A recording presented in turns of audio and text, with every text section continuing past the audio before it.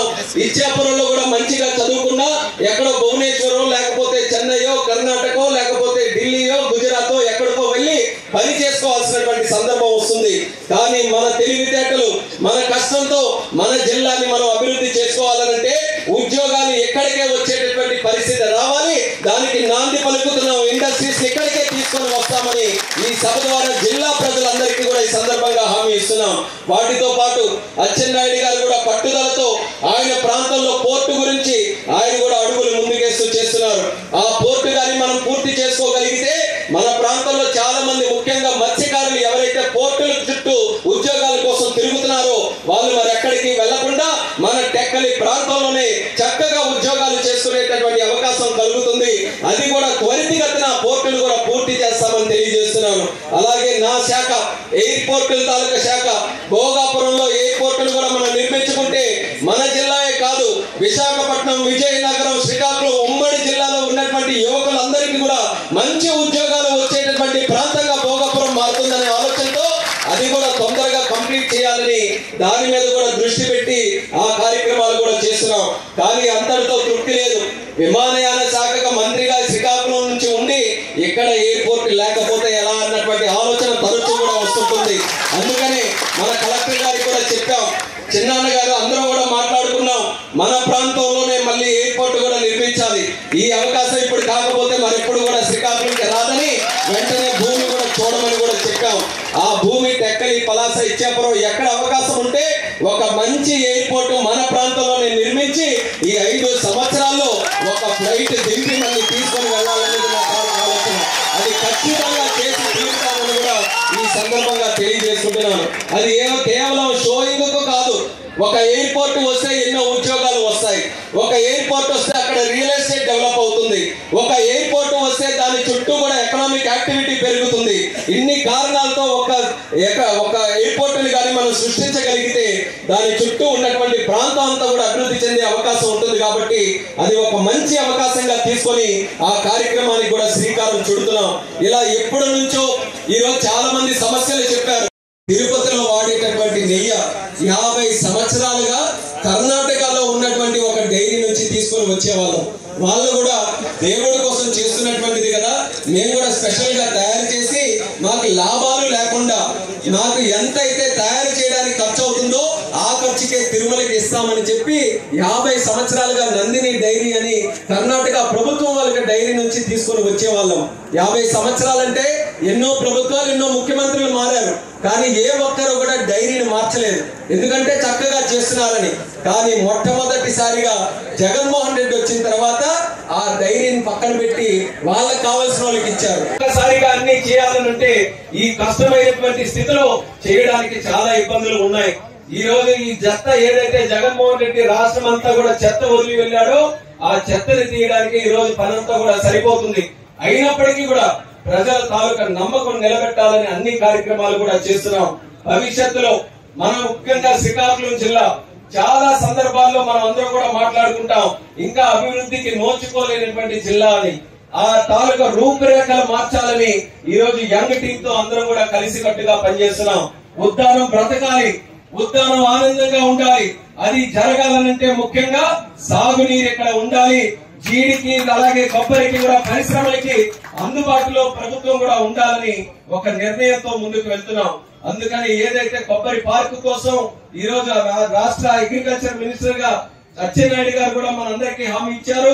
కేంద్ర ప్రభుత్వం తాలూకా సహకారం తీసుకోవడానికి నేను కూడా కృషి చేసి ఇక్కడ కొబ్బరి పార్క్ ని ఎస్టాబ్లిష్ చేయడానికి మా వంతుగా పూర్తి శాతం మేము కృషి చేసి చేస్తామనేది కూడా ఈ సందర్భంగా తెలియజేసుకుంటున్నాం.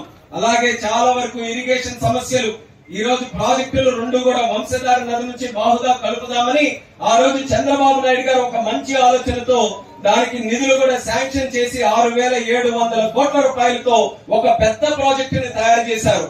తీరా ప్రాజెక్టు మొదలు పెడదామని అనుకుంటే 2019లో ఎన్నికలు వచ్చిన తర్వాత ప్రభుత్వం మారింది.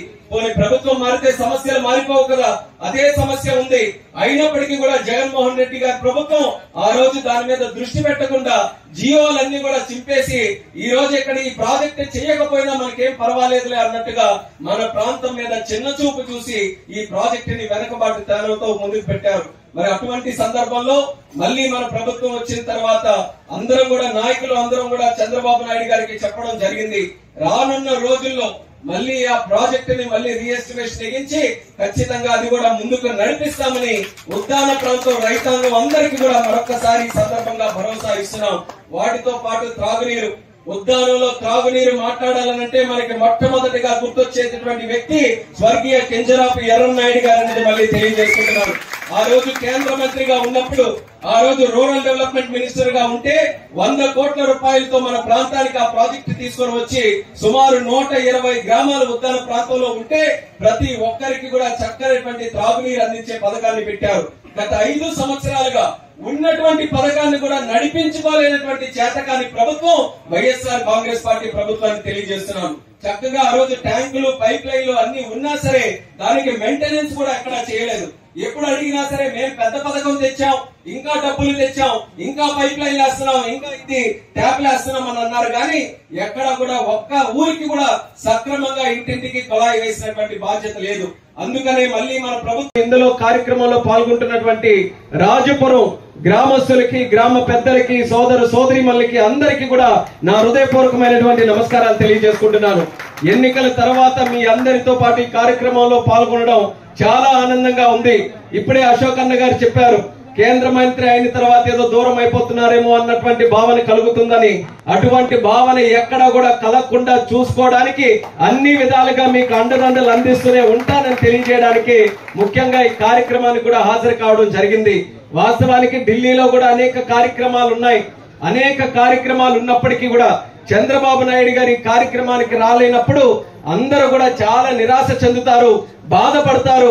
ఆ బాధని తొలగించడానికైనా రాజపురం గ్రామానికి ఈ ఖచ్చితంగా వాళ్ళకందరికీ కూడా ఒక భరోసా ఇవ్వాలని పెద్దలందరం కూడా, రాజుగారు కూడా వచ్చారు, దాసరి రాజు గారు, ఆయన కూడా ధన్యవాదాలు, నమస్కారాలు తెలియజేసుకుంటూ అందరం కూడా కలిసికట్టుగా వచ్చామనంటే రాజపురం గ్రామం మీద మాకున్నటువంటి నమ్మకం అటువంటిది అనేది కూడా ఈ సందర్భంగా తెలియజేసుకుంటున్నాను.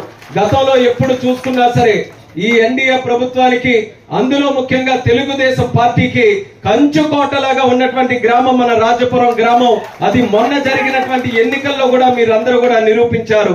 ఆ యొక్క నమ్మకాన్ని నిలబెట్టాల్సినటువంటి బాధ్యత ఈ రోజు ప్రభుత్వం మీద, నాయకులుగా మా అందరి మీద ఉంది.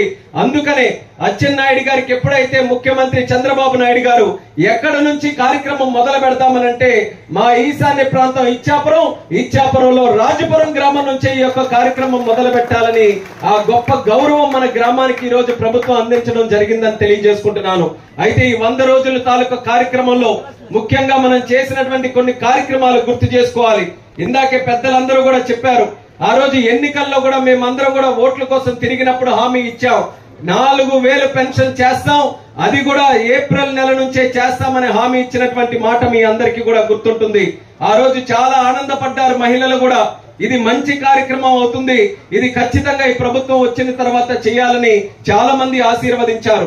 ఆ రోజు ఏ నమ్మకంతోనైతే మాటిచ్చామో, రాష్ట్రంలో అనేక కష్టాలు ఉన్నప్పటికీ కూడా మాట తప్పకుండా జూలై నాటికల్లా 3 నెలల తాలూకా బకాయిలతో కలిపి ఆ నెల పెన్షన్ 7000 రూపాయలు తలుపు తట్టి మీ ఇంటికి ఇచ్చినటువంటి బాధ్యత మన తెలుగుదేశం పార్టీ ప్రభుత్వం, ఎన్డీఏ ప్రభుత్వం తీసుకుందని గర్వంగా తెలియజేసుకుంటున్నాను. రాష్ట్రం మొత్తం మీద 65 లక్షల మందికి ఆ రోజు పెన్షన్లు పంపిణీ చేయడం జరిగింది. అదే తరహాలో ప్రతి నెల 1వ తేదీ వస్తే ఎక్కడా కూడా ఎటువంటి ఆలస్యం లేకుండా ఆదివారం అయితే ఒక రోజు తర్వాత కాకుండా ఒక రోజు ముందే చేసి మీ అందరికీ కూడా పెన్షన్లు ఇచ్చే బాధ్యత చంద్రబాబు నాయుడు గారు తీసుకుంటున్నారని తెలియజేస్తున్నాను. వికలాంగులకి 3000 ఇది చిన్న విషయం కాదు.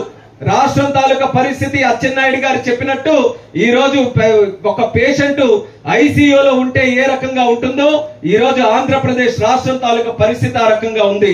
జగన్మోహన్ రెడ్డి తాలూకా 5 సంవత్సరాల పరిపాలనలో రాష్ట్రంలో రోడ్లు ఉన్నాయి, కానీ రోడ్ల మీద రోడ్డు తక్కువ, గుంతలు ఎక్కువగా ఉన్నాయి. ట్యాప్లు, పైప్ లైన్లు ఉన్నాయి, కానీ ఆ పైప్ లైన్ లో నీరు తక్కువ, గాలి ఎక్కువగా ఉంది. కాలువలు ఉన్నాయి, కాలువల్లో సాగునీరు తక్కువ, మట్టి ఎక్కువగా ఉంది. ఈ రోజు రాష్ట్రంలో ఖజానా చూసుకుంటే డబ్బులు తక్కువ, అప్పులు ఎక్కువతో ఈ రోజు ఉన్నటువంటి రాష్ట్రాన్ని మళ్ళీ గాడిలో పెట్టాలనంటే చిన్న విషయం కాదు. కానీ చంద్రబాబు నాయుడు గారు ఆయనకున్నటువంటి ఆలోచనలతో, ఆయనకున్నటువంటి అనుభవంతో కష్టాలు ఎన్నున్నా పర్వాలేదు మనం భరిద్దాం, కానీ ప్రజలు మాత్రం మన అందరికీ కూడా